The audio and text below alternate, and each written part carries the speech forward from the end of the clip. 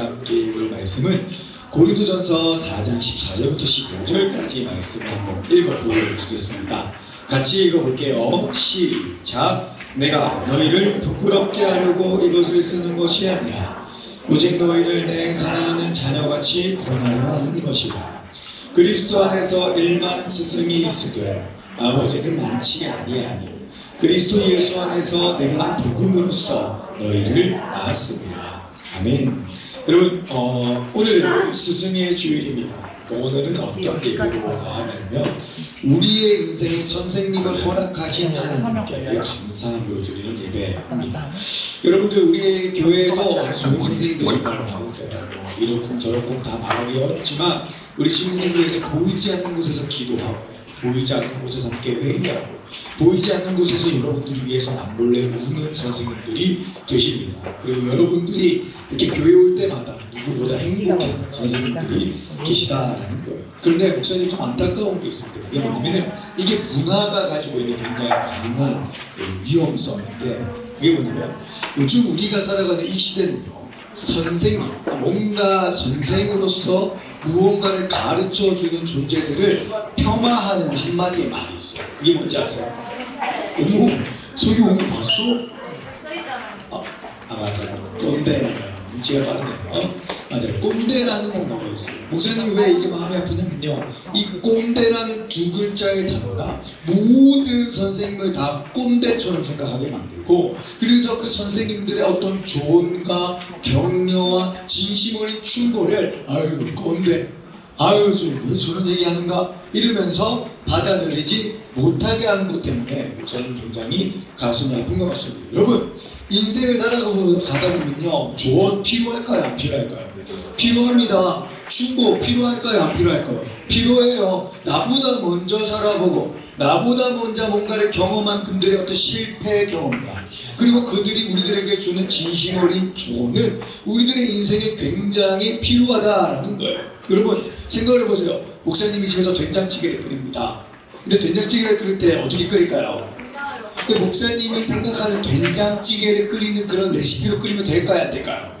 안 돼요. 목사님이 생각하는 된장찌개는 뭐냐면 된장 넣고 물 넣고 끓이면 완성이라고 생각한단 말이에요. 이러면 된장찌개예요? 아니에요?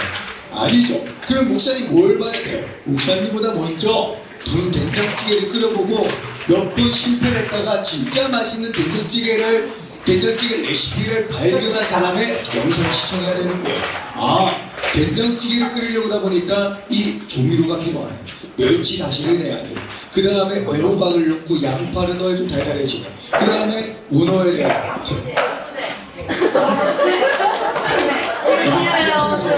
방부제 부대찌개가 생각이 납니다. 내가 그렇게 맛있는 줄 알았으면 평소에 방부제 다 먹거든요. 그런 어떤 레시피를 미리 듣고 그 조언과 충고를 듣고 된장찌개를 끓여야 먹을 만한 된장찌개가 나올까요? 안 나올까요? 나온다라는 거예요. 여러분들의 인생에는요, 선생, 너희들 앞으로 나올 때마다 내 마음이 어떤지 알아? 영화 한 편 보는 것 같아. 너무 재밌는 영화.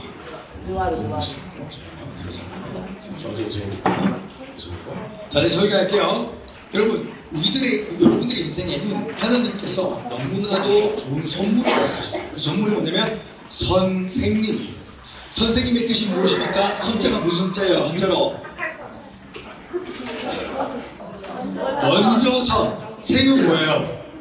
생선생. 먼저 생선이 된 사람들. 살생. 날생자. 살생이 뭐야? 날생이에요. 먼저 우리보다 태어나서, 먼저 우리보다 인생의 고초를 겪어가지고, 먼저 그 경험을 얘기해 줄 수 있는 사람, 그 사람이 누구다? 바로 선생님.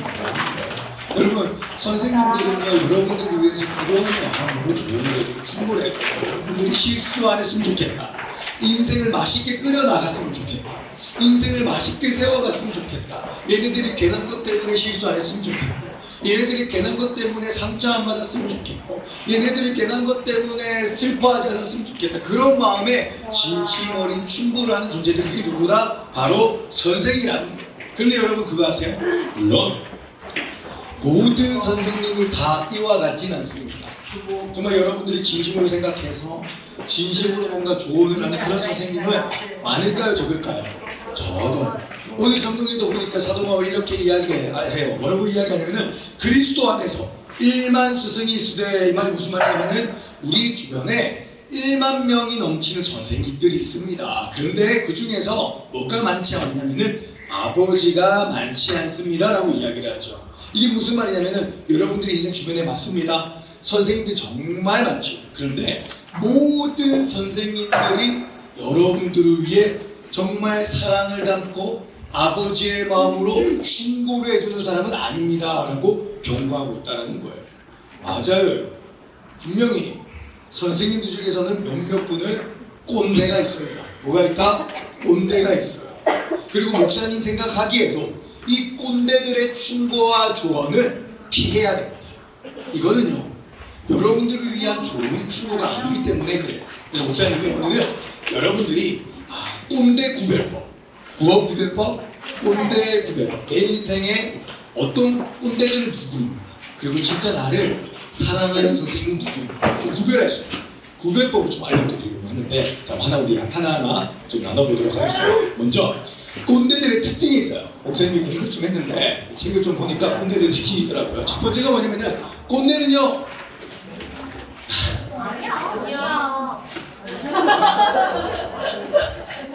얘들아 이따가 제 화장실 대기로 가서 맨맨떼치 쪽에 좀 감사해. 얘긴 닫고? 맞긴 해? 나도 너무 무서워. 자, 갑니다. 첫 번째 꼰대의 특징. 꼰대는요, 뭔가 좋은가 충고를 하잖아요. 근데 그 좋은가 충고가 진짜 여러분들을 위해서 하는 게 아니라 자기를 위해서. 꼰대의 특징 중 하나가 뭐냐면은 자기를 위해 가르치는 사람이라는 거예요. 여러분, 그런 사람들이 있어요. 어떤 사람이 있냐면은 내가 얘한테 멋있게 말한 다음에 그 멋있게 말한 것으로 인하여 자신의 자존감을 높이는 사람이 있단 말이에요.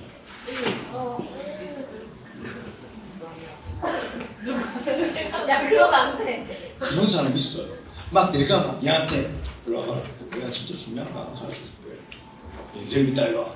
이긴기라. 한경이라고? 뭐라는 거야? 이긴기라. 그러니까 니 이렇게 살아라. 내가 많이 가르쳐줬다. 이러면서 자신의 어떤 높음, 자신의 어떤 잘남을 자랑하기 위해서 충분한 사람들이 있다는 거예요. 그리고요, 이렇게 자기밖에 모르는 이 꼰대들의 특징 중 하나가 뭔지 아세요? 이거예요. 다른 사람에게 맞춰주지 않는다.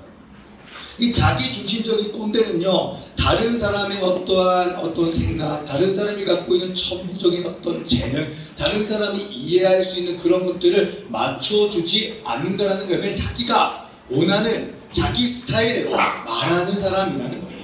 여러분, 근데 사도 바울, 오늘 성경에 나오는 사도 바울은요, 어떤 사람이었는지 아세요?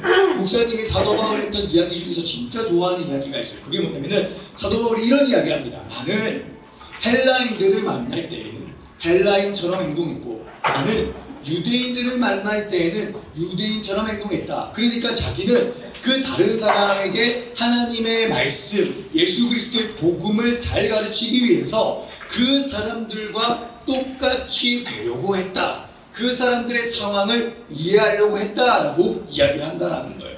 여러분, 꼰대는요, 자기밖에 몰라서 자기 상황밖에 생각 안 하고 자기 스타일만 고집하는 사람입니다. 근데 꼰대가 아닌 사람은 어떤 사람인지 아세요? 여러분들에게 맞춰주는 거예요. 자, 꼰대 같은 사람의 소위가 한번 들어보십시오. 여러분, 내가 지금 꼰대들의 소위를 해줄게요. 오늘 하나님의 말씀, 고린도 교회를 향한 말씀입니다. 여러분, 거룩하게 예배드리십시오. 장난치지 마세요. 어디 예배당에서 웃으십니까? 제가 웃깁니까?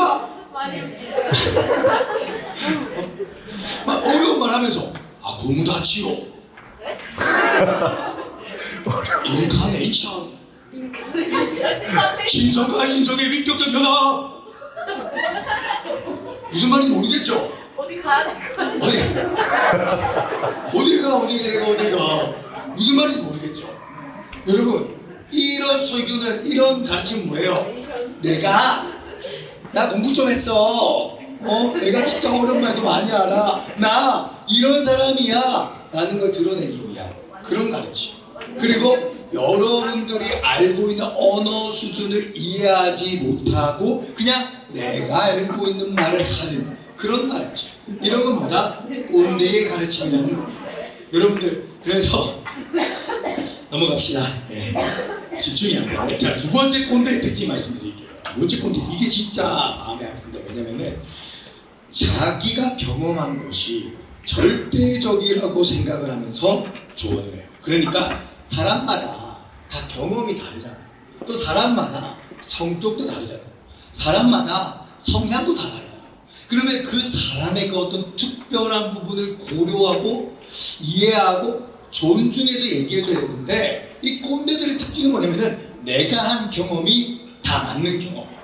그래서 굉장히 무례하게 이야기를 해요. 예를 들면 이런 거 있잖아요. 그런 게 좀 진짜 이 친구는 진짜 순수하게 사랑하는 친구. 한 사람을 사랑하는데 진짜 모든 걸 다 걸고 살아요. 순수하게 자신의 마음을 다 내어줘. 근데 그런 친구의 그 순수하고 아름다운 마음은 고려하지 않고 꼰대들은 어떻게 이야기하냐면은, 야, 그리고 네가 손내봐. 야, 그렇게 연애하는 거 아니야. 내가 연애하는 거 가르쳐줘. 내가 보니까 마음은 다 준비하네. 대충. 이러면서 자신의 경험에 마치 다 맞는 것처럼 이야기하면서 그 사람이 가지고 있는 어떤 천부적인 기질과 아름다운 마음은 이해하지 못하고 자신의 경험을 그냥 주장하고 이렇게 주입하려고 하는 사람들, 그런 사람들이 꼰대의 특징이라는 것이죠. 자, 마지막 꼰대의 특징 중 하나는 뭐냐면요, 자기 말에 책임을 지지 않습니다. 뭘 안 한다고요?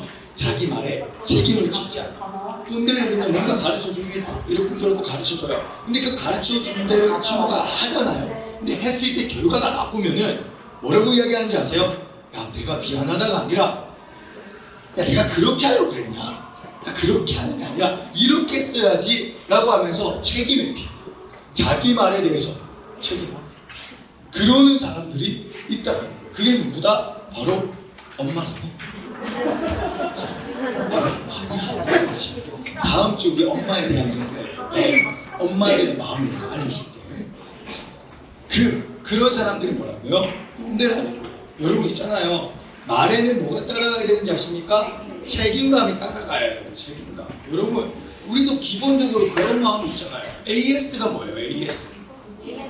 애프터 서비스. 내가 이 물건을 샀을 때 이 물건에 하자가 있으면 그거에 대해서 뭐 하겠다는 거예요? 책임지고 고쳐주겠다. 이 물건 사면은 내가 2년 동안 무상으로 AS 해주겠다. 이런 어떤 책임감이 기업체에도 있거든요. 근데 꼰대한테 그런 게 없다니까요. 말은 해요. 멋지게 말은 해요. 자기의 그 잘남을 위해서 말은 막 던져요. 그래서 이 친구에게 막 쓸데없는 영향력을 다 줘요. 그래서 이 친구가 그렇게 살아봐요. 근데 그 친구가 이상해서요, 뭐가 안 맞아요. 그러면 그때 자기 탓 책임지는 게 아니라 그 친구 탓. 그건 아니지. 이런 식으로 하는 거예요. 그게 뭐다? 바로 꼰대의 특징이라는 겁니다. 여러분, 목사님은요, 여러분들의 인생 가운데 다가오는 수많은 꼰대들은 좀 이렇게 분별할 수 있었으면 좋겠어요. 그렇게 자기밖에 모르고 존중하며 배려가 없고 사랑이 없는 분들의 말을 그냥 한 귀로 들렸다가 한 귀로 흘려보냈으면 좋겠어요. 그런데 또 한 가지 뭐라고 바라는 게 뭐냐면, 여러분 진짜 여러분들을 사랑하는 분들의 조언과 충고를 꼭 들었으면 좋겠습니다. 오늘 우리가 보고 있는 성경 말씀에는 여러분들이 진짜로 아버지의 마음으로 사랑하는 선생님의 특징 하나가 나오는데요. 그게 뭔지 아세요? 따라해볼까요? 포기하지 않는다. 포기하지 않는다. 여러분, 오늘 우리가 함께 보고 있는 이 고린도 전서는 누가 썼습니까? 사도 바울이 썼습니다. 근데 이 사도 바울의 이 글 속에 담겨져 있는 사도 바울의 마음이 어떤 마음인지 아세요? 나는 너희를 포기하지 않았다라는 마음이에요. 그 친구 두 가지 알려드릴게요. 첫 번째, 여러분 우리가 함께 읽은 방금 이 성경은 고린도 무슨 서입니까? 전서예요. 고린도 전서가 있다는 것은 고린도 뭐가 있다는 거죠? 후서가 있다는 겁니다. 자, 고린도 전서가 있다라, 고린도 전서와 고린도 후서가 있다는 이 말은 바울이 고린도 교회 편지를 한 번 썼다, 두 번 썼다? 두 번 썼다는 거예요. 왜 두 번 썼을까요? 바울은요, 고린도 교회를 포기하지 않았다라는 것이죠. 첫 번째 고린도 전서라고 하는 편지를 써가지고 고린도 교회에 보냈고, 그리고 두 번째 편지를 써서 끝까지 책임지고자 했던 그 바울의 마음이 이 고린도 전후서 속에 담겨져 있다라는 거예요. 여러분, 그때 당시 고린도 교회는요, 너무나도 많은 문제가 있었다라고 이야기를 합니다. 고린도 교회의 첫 번째 문제가 뭔지 아세요? 바로 편가르기. 미편 내편 관련돼요. 나는 아볼로파다, 나는 바울파다, 나는 베드로파다, 나는 예수파다 이러면서 교회가 하나 되지 못하고 니편, 내편, 제편, 요편 이러면서 서로 편이 다 나눠져 있는, 그래서 교회가 맨날 서로 싸우는 그런 상황 속에 있었다고 합니다. 이거 좋은 교회, 안 좋은 교회? 안 좋은 교회의 모습이죠. 두 번째, 이 고린도 교회는요, 성적인 문제가 있었다라고 이야기를 해요. 그러니까 교회 안에서 성적으로 문란한 일이 있었다라는 겁니다. 막 양다리 거치고, 바람 피우고, 한승 연애하고, 또 뭐가 있을까요? 예? 불륜도 있고, 막 그런 식으로 굉장히 성적인 이 타락이 있었던 교회. 그게 어떤 교회? 고린도 교회라는 거예요. 마지막 세 번째 고린도 교회의 나쁜 모습 중 하나가 뭔지 아세요? 그건 바로 이거예요. 고린도 교회에 교회를 다니면서 하나님만 사랑하는 것이 아니라 우상도 같이 사랑하는 사람들이 있었다는 거예요. 교회에 나와서 예배는 드리는데 교회 밖에 나가면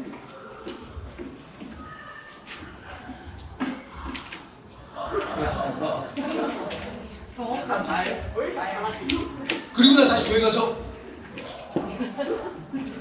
교회 나가면 목사님이 지금 너무 피곤하고 잠이 와서 정신줄을 좀 놓은 것 같아요. 그런 사람들이 있어요. 지금 그러니까 교회에 문제가 있다 없다? 있어요. 그리고 바울은 이 문제가 너무나도 심각한 문제라는 걸 알았어요. 이렇게 하나님 사랑하는 것이 아니라 우상을 같이 숭배하면은 그 성도들의 삶이 깨질 거라는 걸 알았다는 거죠. 이렇게 음란하게 생활하면은 그 성도들의 삶 속에 있는 여러 가지 아름다운 이야기들이 다 없어질 것을 알았다는 것이죠. 편가르기 해가지고 서로 막 싸우면은 교회가 무너질 것을 알았다는 거예요. 그래서 사도 바울은 이러한 고린도 교회를 향해서 고린도 전서라는 편지를 써서 권면을 합니다. 여러분, 고린도 전서 속에 권면, 그러니까 조언하다, 충고한다, 사랑으로 내가 진짜 중요한 이야기를 꼭 알려주고 싶어서 가르쳐 준다라고 하는 이 권면이라는 단어가 몇 번 나오는지 아십니까? 너무 많이 나와서 세다가 목사님 포기했어요. 방금 우리가 읽었던 고린도전서 이 3장, 4장인가요? 4장 말씀에도 권면한다는 표현이 굉장히 많이 나옵니다. 여기에서 우리가 알 수 있는 건 이거예요. 여러분, 바울은요, 고린도 교회를 포기했다, 포기하지 않았다? 포기하지 않았다라는 거예요.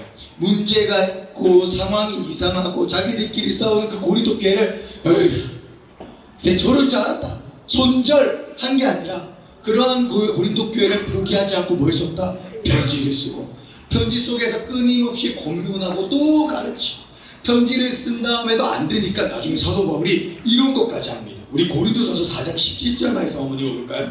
고린도전서 4장 17절 말씀 같이 한번 시작. 이로 말미암아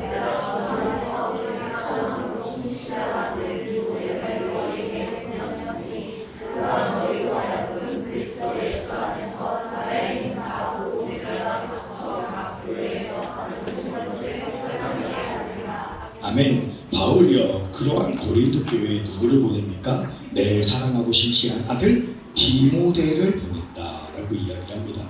고린도 교회에 바울이 너무 가고 싶었어요. 근데 바울이 갈 수 없는 상황이었습니다. 그래서 도저히 가지 못하니까 자기가 가장 사랑하고 가장 믿는 수제자, 정말 아들과 같이 생각하는 그 디모데를 고린도 교회에 대신 보내는 거예요. 여러분, 여기에서 이 바울의 포기하지 않는 책임감이 느껴지십니까? 혜령씨?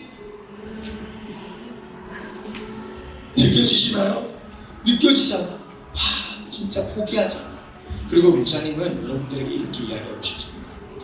여러분 주변에 여러분을 포기하지 않는 선생님이 있다고 한다면, 내가 어떤 행동, 내가 어떤 말, 내가 어떤 헌담, 내가 어떤 상황, 내가 어떤 눈물, 내가 어떤 상처, 나의 어떠한 죄를 보고도 나를 포기하지 않는 선생님이 있다고 한다면 그 선생님은 하나님께서 여러분들에게 붙여주신 선물과 같은 선생님이에요.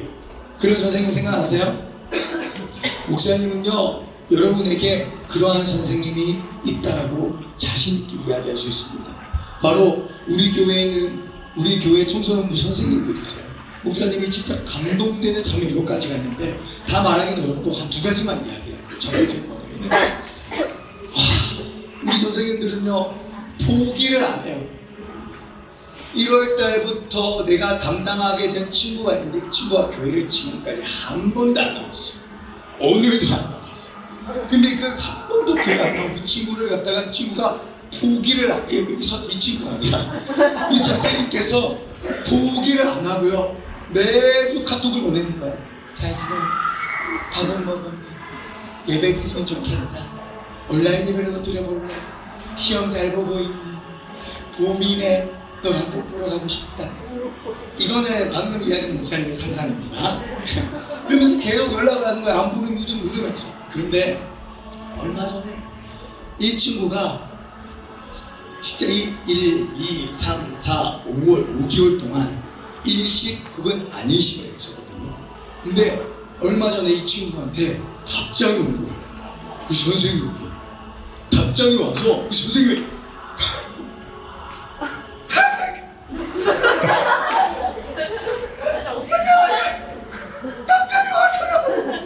너무 좋아하시고 제가 오바를 좀 많이 했어요. 제가 목사님이 약간 취중 진단 중이거든요. 취자는 수면 취자. 제가 너무 피곤한 상태라서 약간 꿈속을 헤매는 것 같긴 해요. 그렇게 너무 좋아하는 거예요. 목사님 왜 감동했는지 아세요? 포기 안 했다는 거죠. 5개월 동안 카톡을 쉬지 않고 보냈다는 거예요. 야, 너무 좋지 않아요?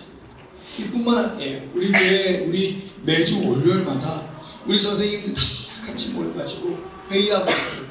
그 회의할 때요 우리 선생님들이 우리 친구들이 어떤 상황인지 어떤 마음인지 다 아는데 그런 마음과 그런 상황들을 보면서 같이 아파하고 기도하고 그러면서 정말 마음 다해서 여러분들이 지키고 있다고 매주 그러고 있다는 겁니다. 여러분 주변에는요 그러한 선생님이 있다는 것을 꼭 기억했으면 좋겠습니다. 자, 그런데 저 시계가 지금 멈췄죠. 7시 40분이네. 설교를 1시간 반이나 더 했어요.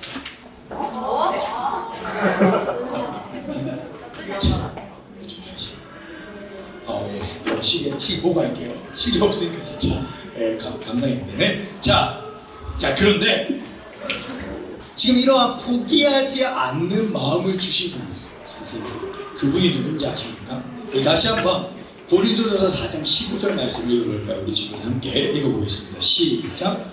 그리스도 안에서 일만 스승이 있으되 아버지는 원치 아니하니 그리스도 예수 안에서 내가 복음으로써 너희를 낳았음이라. 아멘. 사도 바울이 고린도 교회를 포기할 수 없었던 이유가 있어요. 그게 뭐냐면 사도 바울이 고린도 교회를 그냥 생각했던 것이 아니라 뭘 어떻게 생각했냐면은 자신의 자식같이 생각을 했다라는 거예요. 여러분, 가족은 포기가 됩니까? 안 됩니까? 잘 안 돼요. 그렇죠? 목사님도 목사님을 포기하지 않는 사람과 살고 있습니다. 그게 바로 목사님의 아내님이세요. 네? 목사님이 얼마나 답이 없는 사람인지 알아요? 목사님은요 왜 고개를 끄덕끄덕 이대로에서 고개를 끄덕. 목사님 어떤 사람인지 아세요? 목사님은요 양말을 제대로 벗어본 사람이 없어요. 양말, 저기 우리 김현우 선생님 깔깔깔 웃으시는데 혹시 저랑 같은 처지이신지? 아, 그건 아니시죠. 손절을 다 하시네요. 저를 포기하셨군요. 네, 선생님이 저 포기하지만 저희 아는 저를 포기하지 않아요. 양말을요 제대로 벗어본 적이 없습니다. 늘 어떻게 벗는다? 잘 봐라. 양말 벗는 거.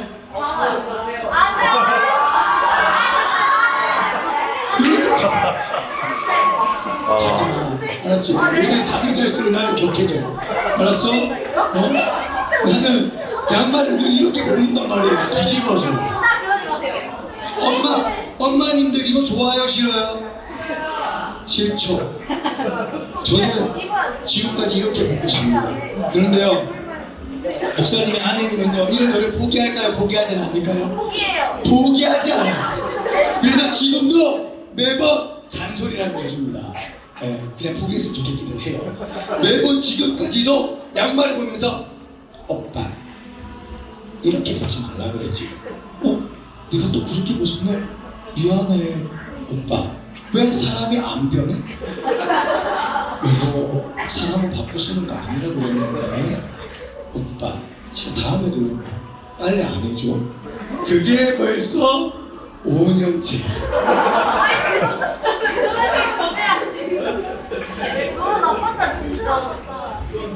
가족을 포기한다 안 한다? 안 한다. 씨. 가족은 포기 안 해. 이씨. 근데 바울이 고린도 교회를 포기하지 않았던 이유?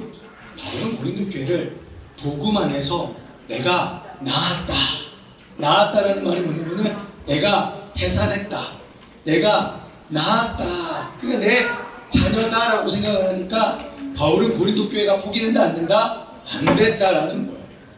여러분, 그리고 이 가족과 같은 마음을 허락하신 분이 있어요. 우리 다시 한 번만 더 15절 말씀 읽어볼까요?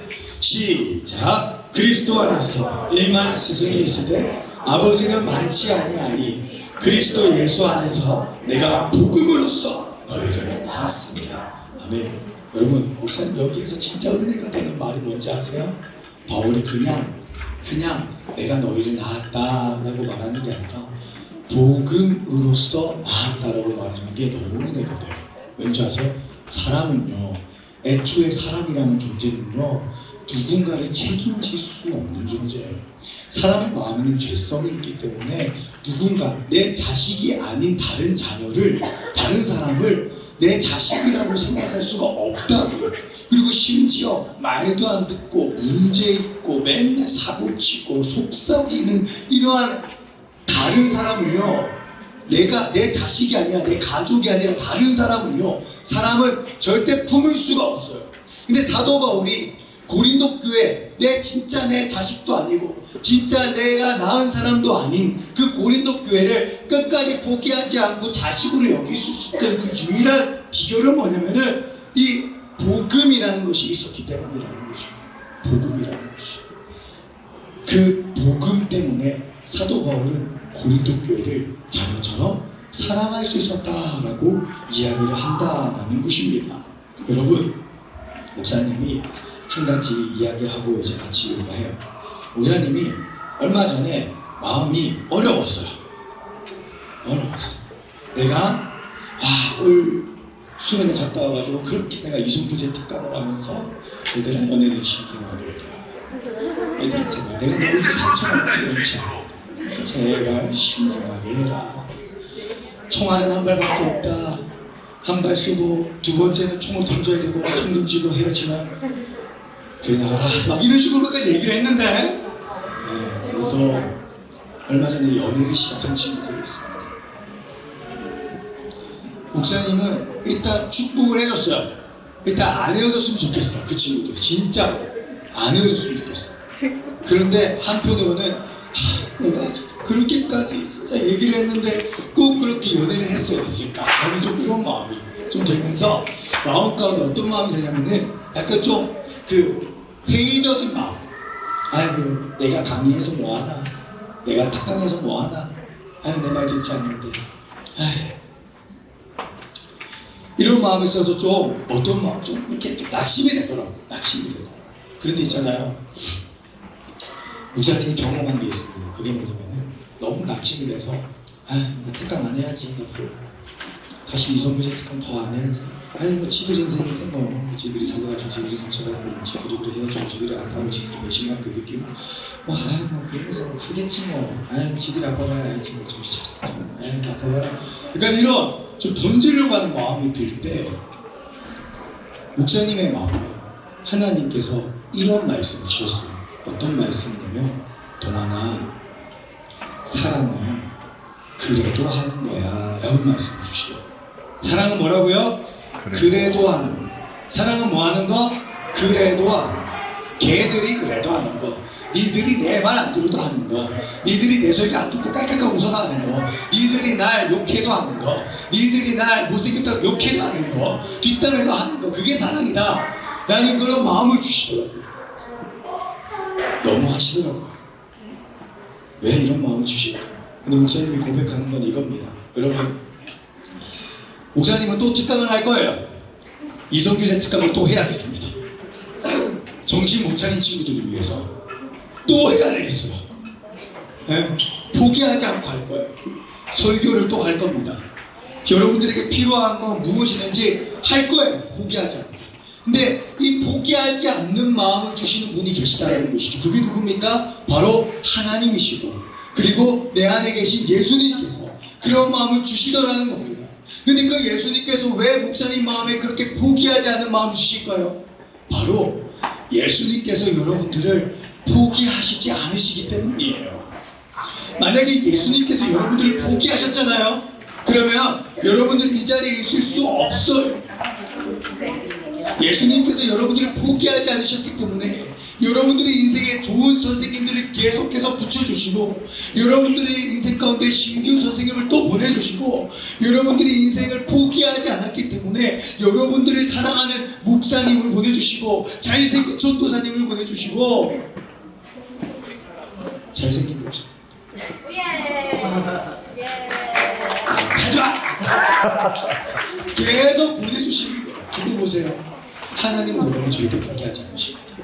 여러분들이 아무리 하나님의 뜻대로 살아가지 않고, 말씀 따라 살아가지 않고, 하나님을 사랑하지 않고, 하나님은 여러분이 절대 포기하지 않으셔서 여러분들이 인생에 계속 좋은 선생님들을 보내주실 거예요. 두고 보세요. 그걸 경험하게 될 겁니다. 마지막으로 이 말을 끝낼게요. 목사님 소망하는 거 있어요. 우리 선생님들도 여러분들에게 좋은 선생님이 되었으면 좋겠는데, 또 한 가지 소망하는 거 있어요. 그게 뭐냐면은 선생, 먼저 태어난 존재들. 선생 말고 또 누가 있죠? 선배가 있어. 그죠? 우리 평화학교 청소년부 안에 좋은 선배님들이 많았으면 좋겠습니다. 동생을 포기하지 않는 좋은 선배, 동생한테 주먹질하는 좋은 선배, 하지 않는 주먹질. 동생 포기하. 우리 맞아. 동생 포기하지 않죠. 동생 포기하지 않죠. 동생 자는데 동생 깨워. 동생 깨워. 동생을 포기하지 않고, 교회의 동생들을 포기하지 않고, 그런 정말 하나님의 사랑으로 가득 찬 멋진 선배님들이 가득하게 간절히 소망합니다.